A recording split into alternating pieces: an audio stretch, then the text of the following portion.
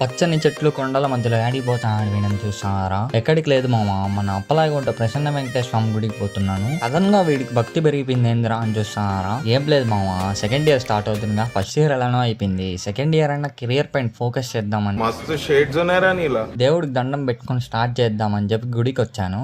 ఇక్కడికి వచ్చి దేవుడికి గట్టిగా దండం పెట్టుకొని బయటకు వచ్చినాం మామ. గుడికి వచ్చి ప్రసాదం తినకపోతే బాగోదుగా, దానికి ఒక కప్పు లేపేశాం.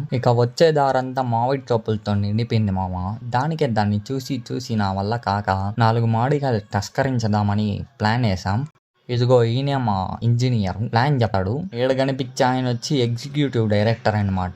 ప్లాన్ అయింది, ఎగ్జిక్యూషన్ అయింది. ఇక ఇద్దరు కలిసి మామిడికాయలు తస్కరించేశారు. వెళ్లే దారిలో తిందాం అనుకుంటే మన దగ్గర కోసుకొని తినేకి చాగులేదు. దానికే మన తెలివంతా ఉపయోగించి ఎలాగోలా దాన్ని చీల్ చేసాం.